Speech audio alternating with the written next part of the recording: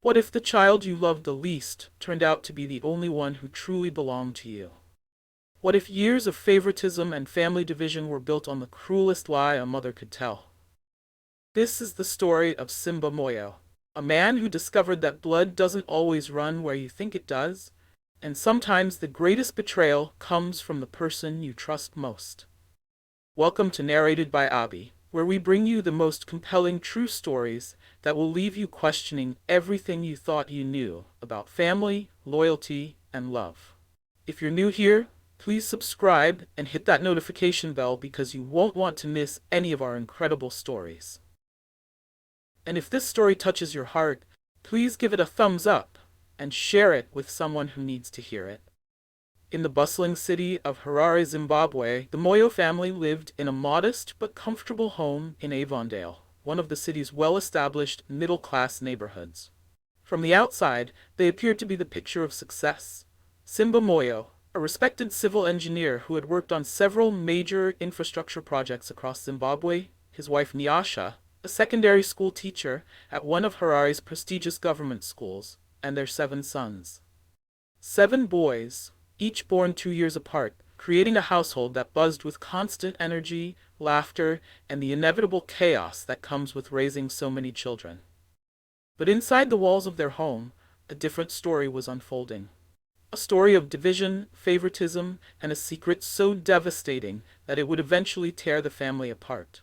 Simba was a traditional man who believed in hard work, respect, and family unity. He had grown up in a small village in rural Mashonaland, where his father taught him that a man's greatest wealth was his children, and that children should honor their parents above all else. The Ubuntu philosophy, "I am because we are," was deeply ingrained in his worldview. He carried these values into his own family, expecting his sons to show respect, work hard in school, and support each other as brothers should. Nyasha, on the surface, seemed to share these values. She was articulate, well-educated, and commanded respect in her community. As a teacher, she was known for her dedication to her students and her involvement in various school committees. But beneath her composed exterior lay a woman who had learned to manipulate situations to her advantage. And nowhere was this more evident than in how she managed her own household. The 7 boys were Tendai, Farai, Vimbo, Tinashe, Denai, Itai, and Tatenda. Each had their own personality, their own dreams, and their own place in the complex family dynamic that Nyasha had carefully orchestrated over the years. Tendai, the eldest, was charismatic and smooth-talking, much like his mother. He had inherited her ability to read people and say exactly what they wanted to hear. At 19, he was studying business at the University of Zimbabwe and had already shown a talent for networking and making connections that would serve him well in his future career. Farai, the second son, was the athlete of the family, excelling in football and drawing admiration from his peers. He had represented his school in several inter-school competitions and harbored dreams of playing professionally, perhaps even making it to the national team one day. Tinashe was the academic star, always at the top of his class and destined for university. His teachers often praised his analytical mind and his ability to grasp complex concepts quickly. He was particularly gifted in mathematics and science, following somewhat in his father's footsteps. Denai had a gift for music and could make any gathering come alive with his voice and guitar. He had learned to play traditional Shona music as well as contemporary styles, and his performances at family gatherings and school events were always well received. Itai was the comedian, always ready with a joke or funny story to lighten the mood. Even in the most tense family situations, he could somehow find a way to make people laugh, though this sometimes got him into trouble when his humor was inappropriate for the moment. Tatenda, the youngest at 13, was still finding his way, but showed promise in art and drawing. His sketches often depicted scenes from Zimbabwean life, rural landscapes, urban street scenes, and portraits of family members that captured not just their physical appearance, but something deeper about their personalities. And then there was Vimbo. Vimbo was different from his brothers in ways that became more apparent as the years passed. While his brothers seemed to instinctively know how to navigate their mother's moods and expectations, Vimbo operated on a different frequency entirely. He was honest to a fault. sometimes brutally so.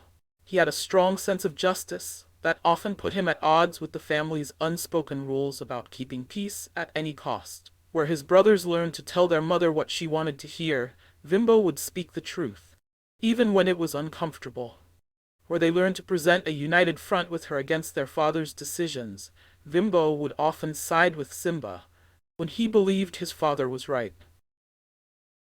This pattern began early and only intensified as Vimbo grew older. The first major incident that set the tone for years to come happened when Vimbo was just 8 years old. Simba had established a rule that the boys needed to complete their homework before watching television or playing outside.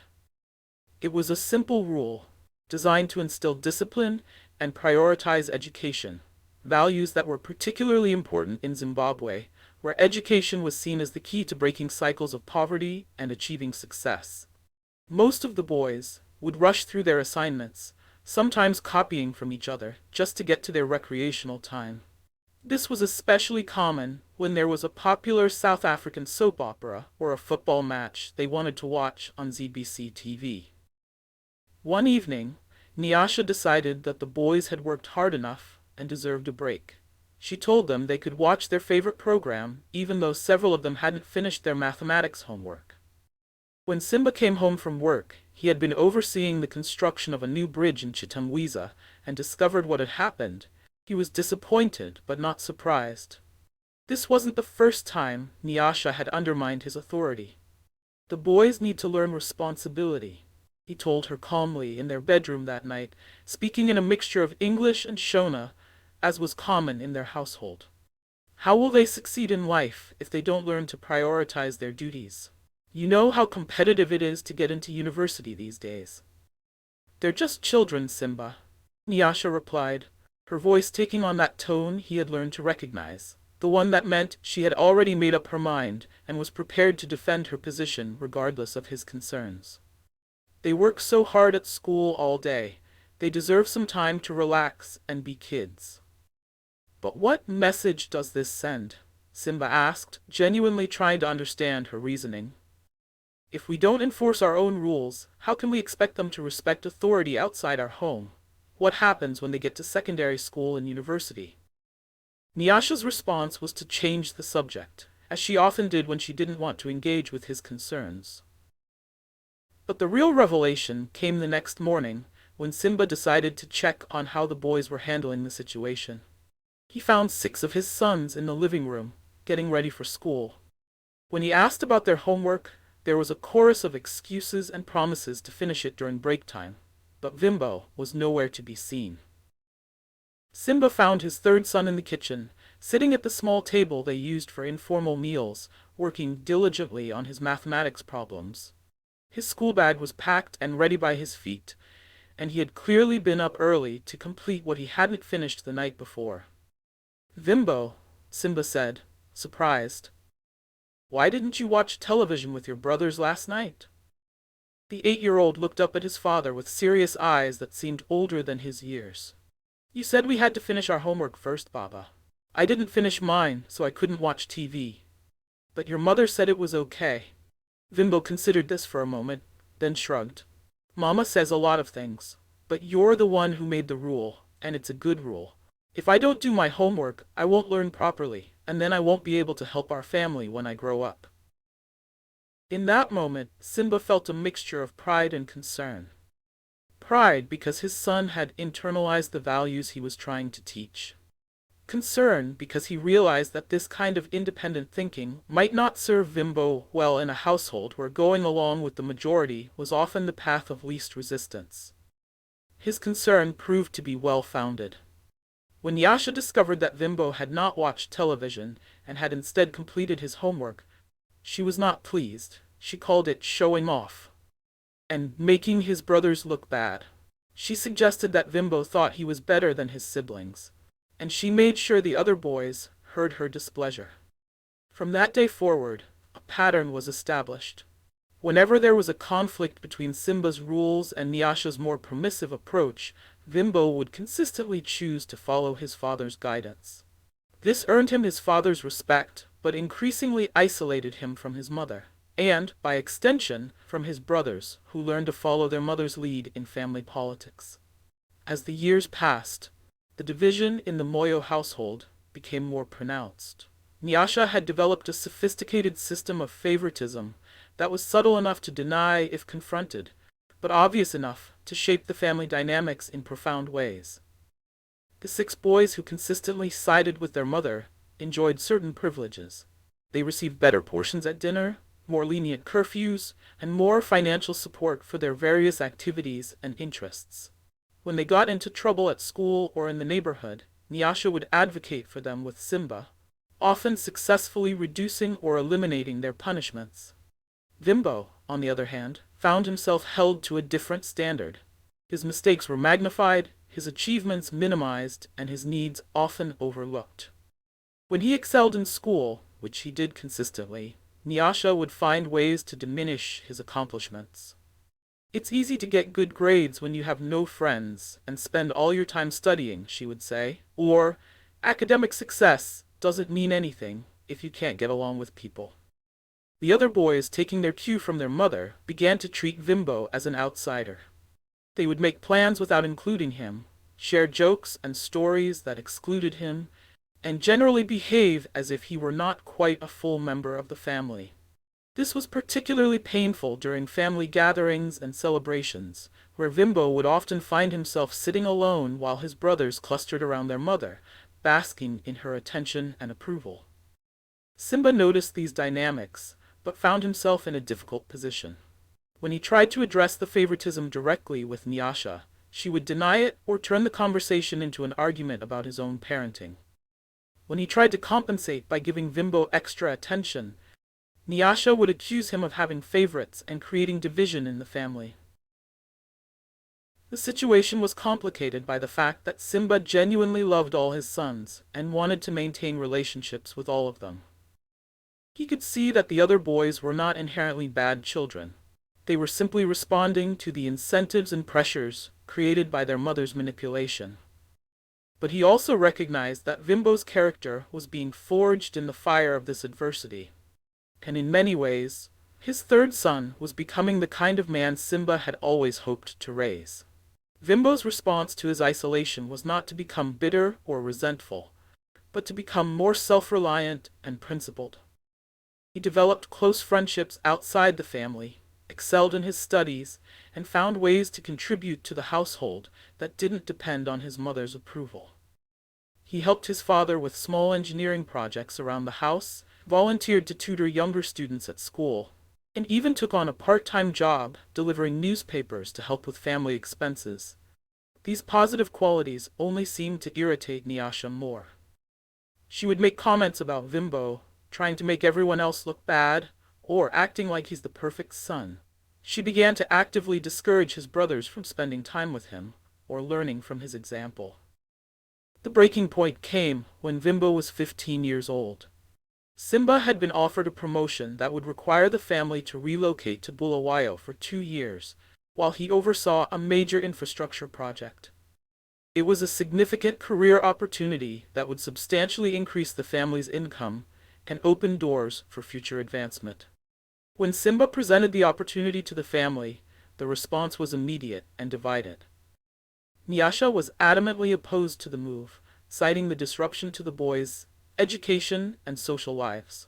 The 6 older and younger boys quickly aligned with their mother, expressing their reluctance to leave their friends and familiar surroundings. Vimbo, however, saw the opportunity differently. He had researched the schools in Bulawayo and found that the move would actually provide access to better educational opportunities. He also understood the financial benefits for the family and the importance of the career advancement for his father. "I think we should go, Baba," Vimbo said during the family meeting. "This is a great opportunity for you, and it will help our whole family in the long run. We can make new friends, and the schools in Bulawayo are really good." The reaction from his mother and brothers was swift and harsh. Nyasha accused Vimbo of not caring about the family's happiness and only thinking about himself. His brothers piled on, suggesting that he was trying to curry favor with their father and didn't understand what it meant to have real friendships worth preserving. Simba watched this dynamic play out with growing clarity about what was really happening in his household. It wasn't just about the move to Bulawayo. It was about a fundamental difference in values and priorities that had been building for years. The family ultimately did not move to Bulawayo. Nyasha's opposition, supported by 6 of the 7 boys, was too strong for Simba to overcome without creating an even deeper rift in the household. He declined the promotion, a decision that would have long-term consequences for his career, but which he felt was necessary to preserve what remained of family unity. Vimbo accepted this outcome with characteristic grace, though Simba could see the disappointment in his son's eyes. It was one more instance where doing the right thing had cost Vimbo something, and where the family had chosen the path of least resistance over the path of greatest opportunity. Life continued in this pattern for 2 more years. Vimbo completed his O-levels with outstanding results, earning admission to several prestigious A-level programs. His brothers continued their various pursuits with mixed success, always knowing they could count on their mother's support regardless of their effort or achievement. Then, on a humid December morning in 2019, everything changed. Simba had been feeling unwell for several weeks. What started as fatigue and occasional dizziness had progressed to more serious symptoms: severe abdominal pain, nausea, and a yellowing of his skin that Nyasha initially dismissed as too much time in the sun. But when he collapsed at a construction site in Chitamwiza, his colleagues rushed him to Paranatywa Hospital, Zimbabwe's largest medical facility. The diagnosis was severe internal bleeding caused by a perforated ulcer. The stress of years of family tension, combined with irregular eating habits due to his demanding work schedule, had taken a serious toll on Simba's digestive system. The doctors explained that he needed immediate surgery, but his blood count was dangerously low. He would require multiple blood transfusions to survive the operation. When the family arrived at the hospital, the medical team explained the situation with clinical efficiency. Simba's blood type was O-negative, which made finding compatible donors more challenging. While the hospital's blood bank had some O-negative blood available, the doctors recommended that family members be tested as potential donors to ensure an adequate supply for the surgery and recovery period. "We'll need to test all of you," the doctor explained to the assembled family. O-negative blood can be given to anyone, but people with O-negative blood can only receive O-negative blood. If any of you share his blood type, you could potentially donate. Nyasha immediately volunteered, as did all 7 sons. The family was taken to a small testing room where a technician drew blood samples from each of them. They were told the results would be available within a few hours, and that the surgery was scheduled for the following morning. As they waited in the hospital's family lounge, the gravity of the situation began to sink in. Despite all the family tensions and divisions, the possibility of losing Simba was unthinkable. Even Nyasha seemed genuinely distressed, and the boys put aside their usual dynamics to focus on their father's condition.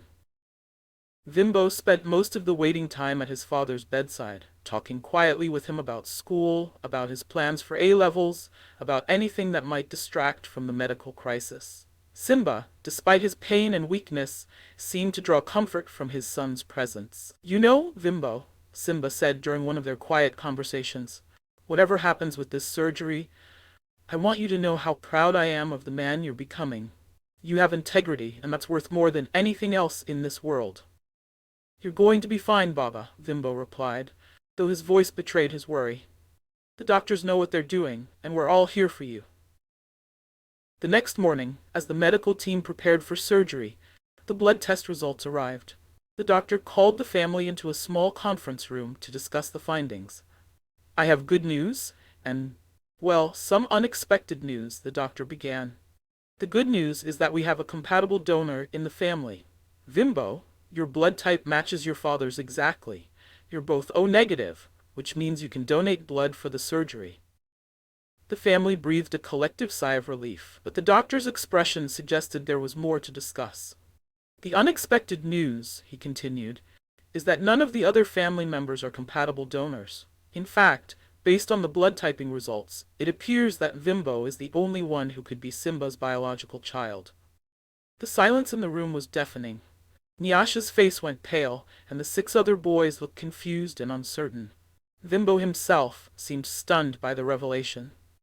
"I don't understand," Tendai said, speaking for his brothers. "What do you mean?"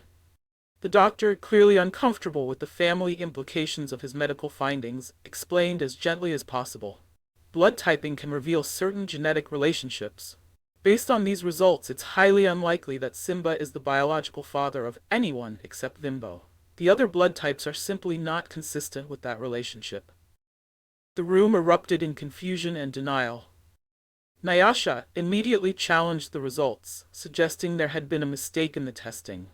The other boys demanded retesting, certain that there had been some error. But Vimbo, after the initial shock, simply asked the question that cut through all the noise. "Does this affect my ability to donate blood for my father's surgery?"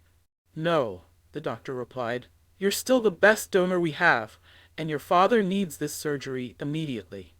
Without hesitation, Vimbo stood up. "Then let's do it. Everything else can wait until after Baba is safe." The surgery was successful. Simba's perforated ulcer was repaired, and the blood transfusion from Vimbo provided the foundation for his recovery. But while his physical healing began immediately, the emotional and psychological healing for the Moyo family would take much longer. In the days following the surgery, as Simba regained his strength in the hospital, the family was forced to confront the implications of the blood test results. Nyasha's initial denials gave way to angry defensiveness, then to tearful confessions that revealed the depth of her deception. The truth, when it finally emerged, was more complex and painful than anyone had imagined. Nyasha had been involved in multiple relationships during the early years of her marriage to Simba. The 6 boys, Tendai, Farai, Tinashe, Danai, Itai, and Tatenda, were the children of different men, though she had successfully convinced Simba that they were all his sons. Vimbo, ironically, was the product of a brief reconciliation period, when Nyasha had temporarily ended her extramarital relationships and focused on her marriage. He was, in fact, the only biological child that Simba and Nyasha had together. The revelation explained so much about the family dynamics that had puzzled and pained Simba for years. Nyasha's favoritism toward the other boys wasn't just about personality preferences. It was about guilt and the need to overcompensate for her deception. Her hostility toward Vimbo wasn't about his character flaws. It was about the constant reminder he represented of her betrayal. "I never meant for it to go on this long," Nyasha sobbed during one of their confrontations in the hospital corridor. "At first I thought maybe you wouldn't notice. Then when the boys started growing up and looking different from you, I thought I could just manage the situation. I never expected you to love them so much." "But I do love them," Simba replied, his voice heavy with exhaustion and heartbreak. "That's what makes this so devastating. These boys have been my sons for their entire lives. The fact that we don't share DNA doesn't change the years I've spent raising them, teaching them, worrying about them." "Then why does it matter?" Nyasha asked, grasping for some way to minimize the damage. "It matters because you lied to me for 17 years, Simba said quietly. "It matters because you let me believe I was failing as a father when my sons didn't respond to my guidance the way I expected. It matters because you used my love for these children to manipulate and control our household. And it matters because you punished the one child who actually was mine for having the character traits I was trying to instill in all of them." The conversation with the boys was even more difficult. Tendai, Farai, Tinashe, Itai, and Tatenda had to grapple with the reality that the man they had called father their entire lives was not their biological parent. More challenging still was the realization that their treatment of Vimbo had been influenced by their mother's manipulation and guilt. Some of the boys reacted with anger, others with confusion, and still others with a kind of relief that finally explained the family dynamics they had never fully understood. But all of them had to confront the fact that Vimbo, the brother they had excluded and diminished, had been the one to step forward without hesitation when their father's life was in danger. Vimbo himself struggled with a complex mix of emotions. There was vindication in finally understanding why he had always felt different, why his mother had treated him with such hostility, why his attempts to live up to his father's values had been met with resistance rather than support. But there was also sadness for his brothers, who were now dealing with their own identity crisis, and genuine concern for his father, who was facing the collapse of everything he thought he knew about his family. "I don't know what happens next, Baba," Vimbo said during one of their private conversations in the hospital room. "But I want you to know that you're my father, regardless of what any blood test says. You're the one who taught me right from wrong, who showed me what it means to be a man of integrity. That doesn't change because of what we found out." Simba, still weak from surgery but emotionally strengthened by his son's words, reached out and took Vimbo's hand. "You saved my life, son. Not just with your blood, but with your character.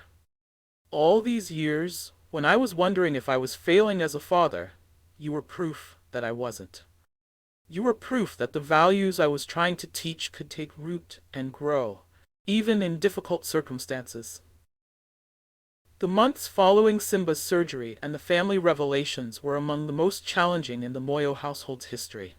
The comfortable lies that had held the family together for nearly 2 decades had been shattered, and everyone had to figure out how to move forward with the painful truth.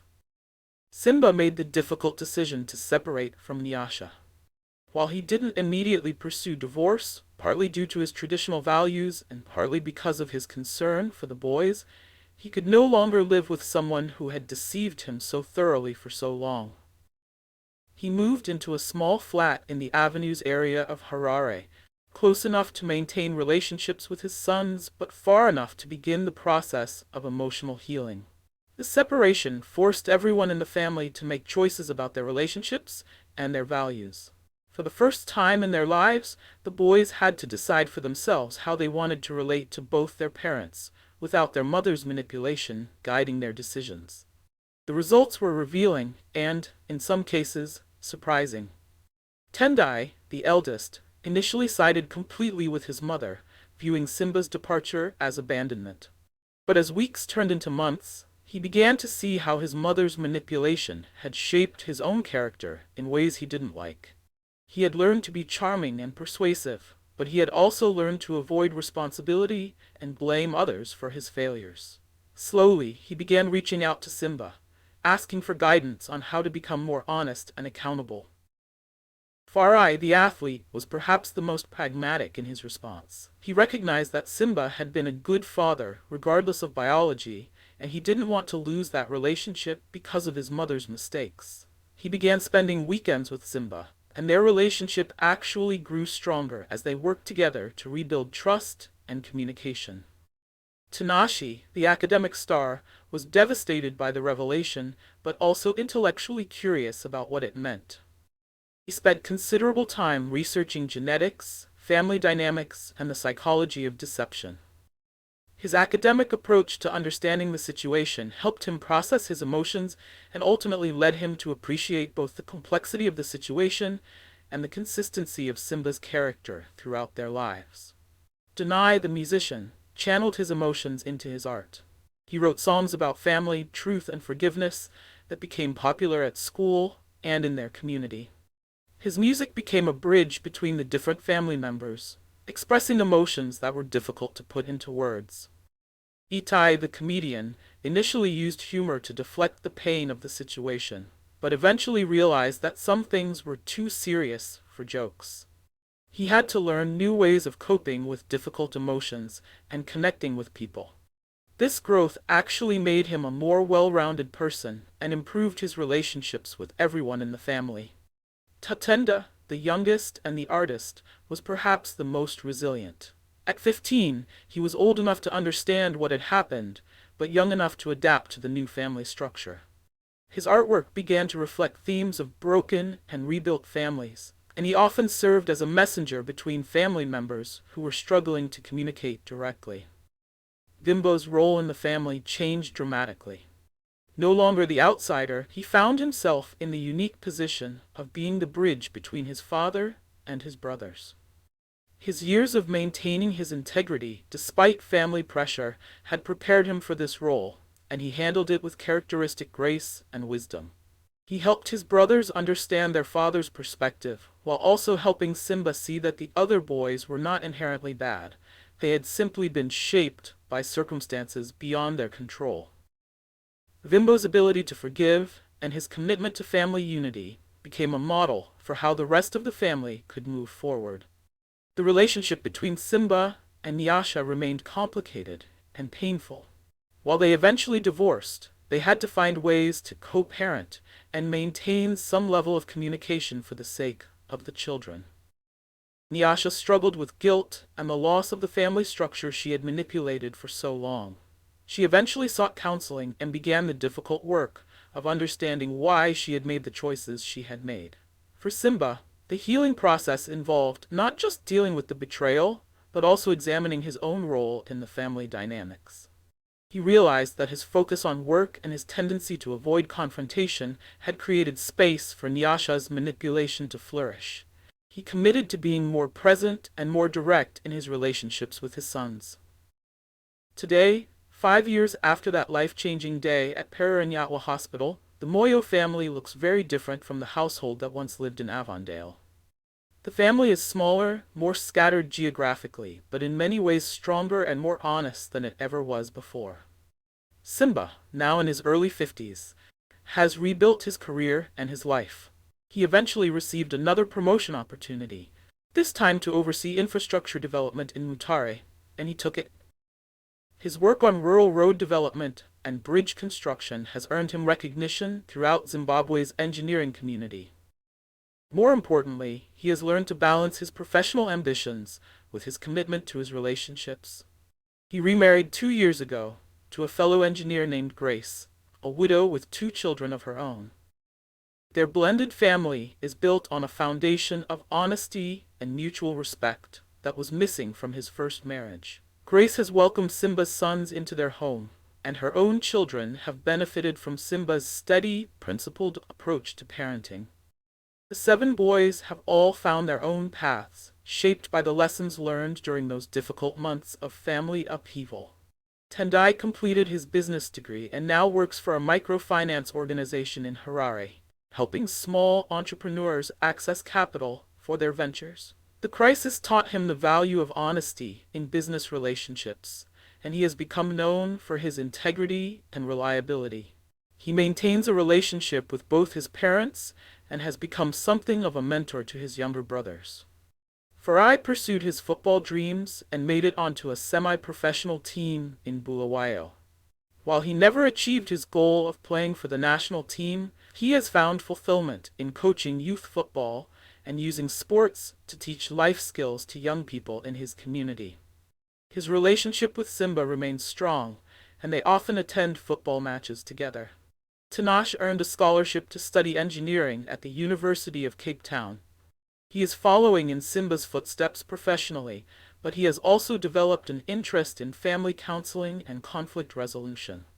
He plans to return to Zimbabwe after graduation to work on infrastructure projects, while also helping families navigate difficult transitions. Denai has become a successful musician, performing traditional and contemporary Zimbabwean music throughout the region. His songs about family, forgiveness, and truth have resonated with audiences who have faced their own family challenges. He often credits the family crisis with giving him the emotional depth that makes his music meaningful. Itai discovered that his gift for humor, when combined with genuine empathy, made him an excellent social worker. He now works with families in crisis, helping them find ways to communicate and heal. His ability to find lightness in dark situations, while still respecting the seriousness of people's pain, has made him particularly effective in his work. Tatenda, now 20, is studying art and design at the National University of Science and Technology in Bulawayo. His paintings and sculptures often explore themes of family, identity, and healing. Several of his pieces have been displayed in galleries in Harare and Bulawayo, and he is considered one of Zimbabwe's most promising young artists. And Vimbo has become everything Simba hoped for in a son, and more. He completed his A-levels with outstanding results and earned a full scholarship to study civil engineering at the University of Zimbabwe. He is now in his final year and has already been offered positions with several engineering firms. But more importantly, he has maintained the integrity and strength of character that set him apart from childhood. Vimbo is engaged to a young woman named Chipo, a teacher he met at university. Their relationship is built on the same principles of honesty and mutual respect that Vimbo learned from his father. They plan to marry after graduation and have already talked about the kind of family they want to build. One where truth is valued over comfort and where character matters more than convenience. The relationship between Simba and his ex-wife remains complicated but civil.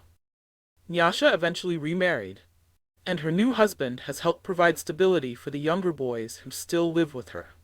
She has worked hard to understand and address the patterns of behavior that led to her deception.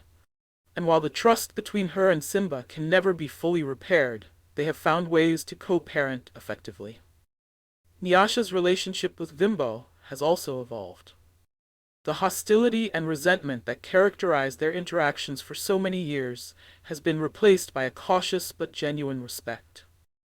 She has come to understand that Vimbo's character was never a threat to her other children. It was an example they could have learned from if she had allowed it. As Simba reflects on his journey from that day in the hospital when he first learned the truth, he realizes that the story was never really about paternity fraud or family deception. It was about the power of character to transcend circumstances, the importance of truth even when it's painful, and the way that love can survive even the most devastating revelations. Vimbo had always been different, not because he was the only biological son, but because he had chosen to live by principles that his brothers had been taught to ignore. The blood test had simply confirmed what years of behavior had already revealed, that true kinship is about more than genetics. The other boys, once freed from the toxic dynamic that their mother's secret had created, had begun to flourish in their own ways. Some had embraced the values that Simba had tried to instill all along, while others had found their own paths to success and happiness. The family that emerged from this crisis was smaller, more complicated, and built on a foundation of painful truth rather than comfortable lies. But it was also stronger, more honest, and more capable of weathering future storms. And in the end, Simba realized that was worth more than the illusion of the perfect family he had thought he was building all those years ago. Today, Simba Moyo is a grandfather to 8 grandchildren from his 7 sons. Some carry his DNA, others don't. But all of them call him Sakuru, and run to him with the same excitement when he visits their homes in Harare, Bulawayo, Mutare, and Cape Town. He has learned that family is not just about blood, but about the choices we make every day to love, support, and stand by each other. He has learned that truth, no matter how painful, is always preferable to lies, no matter how comfortable. Most importantly, he has learned that the son who stood by him when it was difficult, who gave his blood to save his life, and who continued to show integrity even when it cost him, was worth all the pain of discovering the truth. Vimbo is now married with a young daughter of his own, and he is raising her with the same principles his father taught him. That character matters more than convenience, that truth matters more than comfort, and that real love is proven not in easy times, but in the moments when everything falls apart. The blood that saved Simba's life that day in Paranaque Hospital was more than just a medical necessity. It was a symbol of the bond between a father and son that transcended genetics, circumstances, and even the lies that had shaped their family for so long. In the end, it wasn't the blood they shared that made them father and son. It was the values they shared, the respect they had for each other, and the love that had survived every test life had thrown at them. Thank you for listening to this incredible story of truth, betrayal, and the power of character. If this story moved you, please give it a thumbs up and share it with someone who needs to hear it. Family dynamics can be complicated, but the truth always has a way of revealing itself, often when we least expect it. Don't forget to subscribe to Narrated by Abby for more amazing true stories that will make you think, feel, and see the world in a new way. Hit that notification bell so you never miss our latest uploads, and let us know in the comments what you think about Simba's story and the choices he made. What would you have done in his situation? How do you think family bonds should be defined? By blood, by love, or by the values we share? Share your thoughts below. And remember that every family has its own story of struggle, growth, and the search for truth. Until next time, this is narrated by Abby, reminding you that the most powerful stories are often the ones that happen in real life, in real families, with real people trying to do their best in impossible situations.